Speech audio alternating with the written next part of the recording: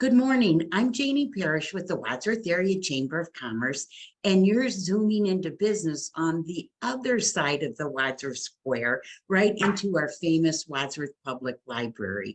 And this morning, we're with Daniel Slife, who's the director of the Wadsworth Public Library. So good morning, Daniel. Good morning, Janie. Thank you for having me. Oh gosh, we always enjoy talking to you and learning more and more about the library. So first of all, Daniel, can you just give me kind of a quick overview about the library? What's going on at the library? Yeah, sure. It's been a busy year at the library. We finished out a really strong season of summer reading. We had over 1,300 participants, ages birth up till 18, participate in our programming and reading.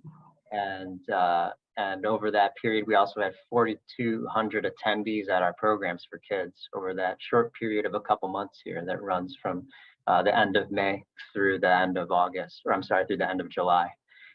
That's always the highlight of the year for us. Our staff work really hard to prepare for that because that really kind of gets at the heart of our mission, which is to start with our youngest citizens, our youngest neighbors, and to work as hard as we can to instill a love of reading and lifelong learning in them.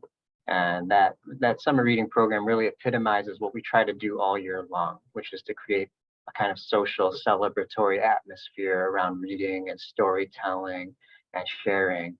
And in summer reading, it just goes up, to the highest possible level with program presenters, which we brought back for the first time this year.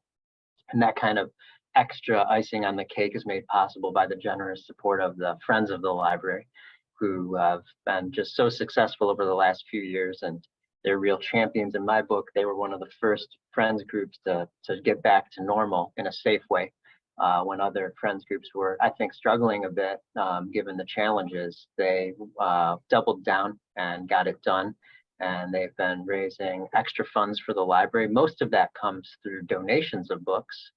Some of it through reselling of books that are decommissioned from the library, but the vast majority from just significant donations from generous folks in Wadsworth. And so they do that work to help us out, and that aids the programming. And so with their help, we had a really successful summer reading season. But before that, we were working on some changes that were made possible by the Library Foundation.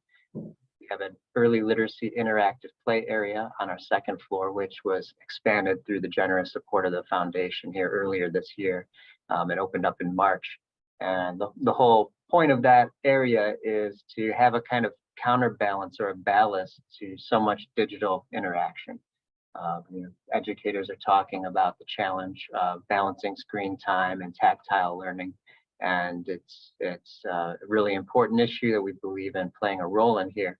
And through that early literacy play area, kids and parents and caregivers, grandparents can interact in a physical, hands-on way that critically connects and helps to integrate both hemispheres of the brain in the learning process by being tactile, by being physically present.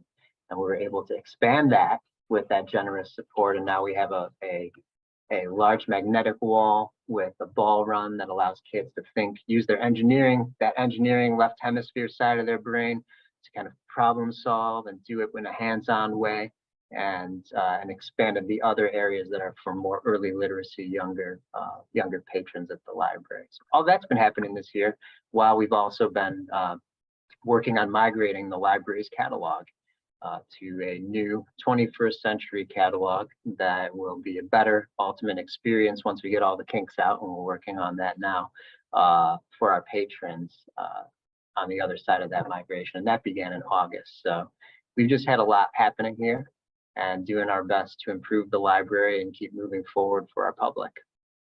Daniel, when at our home, when we received the library newsletter, both my husband and I read it cover to cover because we're so amazed at the things that you can offer. And my grandson and I had came to various programs, and we always walk away and from the newsletter, from the library programs, and go, wow. So really, I can't even thank you enough for all that you and your team do. to make Wadsworth such a great place. I remember learning that you can tell a lot by the community by its library. You know, how important is the library is that's how important to the community. So I love that we have such a strong library. Absolutely. We're blessed to have that support from the community, and that's what really the library is a reflection. It is a mirror. And I see it in our schools and our city services and in the chamber. We just have such a strong sense of civic pride, and I think a small town, yet big enough kind of situation to keep things interesting, and also to, I think, generate a lot of support for things that matter to everybody. In addition to the in addition to these changes, we're also looking at improvements. The building now, it's hard to believe, the newest section of this building, which you don't count the minor expansion in the children's area in 2017, the biggest structural change is now 20 years old. And we have sections of the building from 87 and the 60s, and going back to the 50s. And keeping that going, keeping that fresh is an ongoing investment and challenge. But this year we'll be doing some improvements there, rearranging some of the service desks on our first floor, replacing the carpet, repainting, new furnishings. All of that will be coming this fall, and I think will really make a big impact on the feel of the library and our ability to just keep things exciting for folks. And one of the changes that I'm particularly looking forward to is in the area that used to be occupied by our computers in the front of the building. We're going to have a series of mobile shelving displays, and we're kind of creating a forest for foraging for different interesting things. And the staff are going to have a lot of fun, I think, experimenting with setting up new displays and just doing things a little bit differently to help to be one of those counteracting forces in another challenging trend in our time, which is that information bubble that's coming to us through those devices that are a blessing and a curse.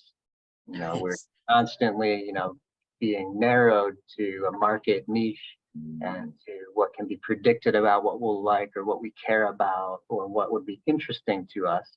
And that's the opposite of serendipity, which is the thing that happens in the real world when people interact organically with each other and with their environment. That we can be a force to kind of create a place for curiosity and roving and exploration where people might be surprised. And that's one of the benefits of the physical library stack that you will never get through a digital. As great as the digital is, and we're happy to be a provider of it, it will always be a part moving forward of what we do, obviously, and maybe increasingly important one. But there's something about that physical experience that, people love that. They love that connection, and they find things that they wouldn't expect to find. So we're excited about that, new ways to experiment with that part of the library service. And people often ask, well, are people still borrowing books? Are they still borrowing AV? And the fact of the matter is, by the end of the month, August, we circulated over 250,000 items. We serve a district of less than 30,000 people. So more than our per capita population. But then when you look at that in terms of the amount of money that folks save by the library purchasing those things, it's over $3.5 million that the community saved. That's more than our annual operating budget, just by the circulating items that we have lent this year up until the end of August. And so that part of reinvesting in the collections, keeping them fresh, and working with our team to stay up on the current trends and also find things that people might not expect to find is a really vital part of what we do. And you can see that in the circulation numbers as well. And you're not only reinvesting in the library, you're reinvesting in the community. Absolutely. Yep, and that's so important. Yeah. Hey, there's two things I wanted to ask you about. And one is tell us about the candidates forum coming up. Absolutely. In partnership with the Chamber of Commerce, we're going to have a 30th annual candidates forum here at OJ Work Auditorium next Monday. That's October. I'm wanting to go back in time. October 10th at 6:30 p.m. And we did it last year at the Performing Arts Center at the high school. And we really liked having the space. The candidates appreciated having more space. We spread out on the stage and had a podium. So we're going to do the same thing right across the street here at OJ Work. And it's a great opportunity for people who are directly serving us in the community to come and tell us what they're about, what motivates them to do this very difficult thing of serving public office, and gives voters an opportunity to ask questions. It's a forum style event, so it is not a debate. And we'll be soliciting questions from the audience, and staff will come around and collect those, and we'll make sure that we focus on the office in those questions, not about the people, but about the position and how folks aspire to perform in the office and what their vision for the office is. It's something we look forward to every year, and we're excited to do it again for the second year in a row in partnership with the Chamber. And I so appreciate that. I know a lot of times you're looking at things politically, the things that have been put out there, and you're just not quite sure in which direction you want to go. And so to actually see the candidates, listen to them, and people ask questions of things that you probably didn't even think to ask. So I really appreciate that. And you're the moderator. That's correct.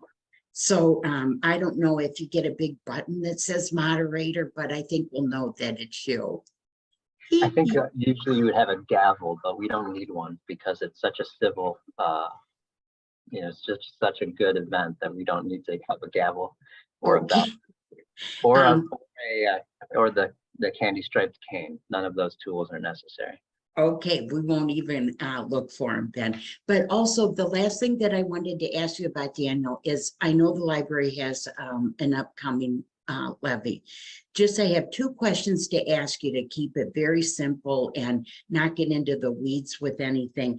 First of all, tell me how much money this will raise for the library with your levy that you're putting on in November. Sure, and if I could give you a little background. This levy was initially passed as 1 mil in 2012, and that was in response to cuts from the state that happened actually in 2009. So the library weathered through a few years before making that ask in 2012. It was eventually passed as a 1 mil levy, 5-year term. It was renewed again by the public in 2016. And we are asking to renew, or actually I should not say we're asking, the library has this ballot up for consideration on this November 8th ballot. So it's a 1 mil, 5-year operating levy. The effective millage has gone down a bit because the valuation of the district is increased through property values rising and new development. But right now it's in the most basic terms, which is what you asked me for, and I didn't give to you, is that up for every $100,000 of appraised value, it's about $27.96 a year, and that will raises approximately $700,000 or 24% of the library's annual operating budget. Nice. And you can buy a book on Amazon for $30, or you can support, I don't know, just the way that I think, but you could buy a hardback book on Amazon or at Barnes and Nobles or wherever you buy your books, and it truly can be right around $30. So you're asking for the entire year for under 28. So per 100,000 evaluation. Yes. So, yeah, so that's truly, truly amazing. So we appreciate all that you and the staff do at the Wadsworth Public Library, Daniel. And I know one of the highlights in my life has been for my grandsons is when Weston reached 1,000 books before kindergarten, and he still talks about it. And so that was a red letter day, and it was a goal. And whether or not I just have to believe that there was a correlation between the two, because he's an avid reader now. And so I just feel that reading those 1,000 books, and of course, we were reading them to him, and it was so exciting for him to every month to have where you would scratch off the the number of your books, and he was so excited to do that. So thank you for that program, because you have so many programs that are just terrific. Yeah. Yeah, thank you for sharing that, Janie. Oh boy, that is a highlight. That's for what we sure. like to hear when, our job is to support the cultivation of lifelong learners. And there's something about reading that, and especially when you do it on a book and you have no distraction, that I think is so powerful and even sacred that, and I use this example often. If you have 10 kids read the Harry Potter books, you never saw the movies, 10 different worlds will come into being. And those worlds are the sprouting of the seeds of their imagination, which are unique to them. And something happens when you read that I don't think happens in the same way anywhere else. And so it's so important for us to be able to support that cultivation of imagination, because it's part of how we cultivate a sense of possibility in an increasingly challenging world that we live in. We need imagination, we need creativity, we need a sense of possibility, and reading helps to cultivate that. Many other things do, but reading does it in a very unique way, a very visceral way. And I'm just happy to be a part of that, and to be working with important community organizations like the Chamber to make sure that Wadsworth is a thriving place, a great place to live and raise a family and retire and, to spend your whole life. Oh, well, thank you so much, Daniel. I appreciate all that you do. The community appreciates all that you do. And we'll be looking forward to the candidates forum. I'm always excited about that. I think that's just so wonderful that you continue that tradition. So we will be talking with you soon, and I'll be the one winking at you in the audience during the candidates forum. Thank you, Janie. Oh, thank you so much, Daniel, and we'll see you soon. All right. Bye-bye.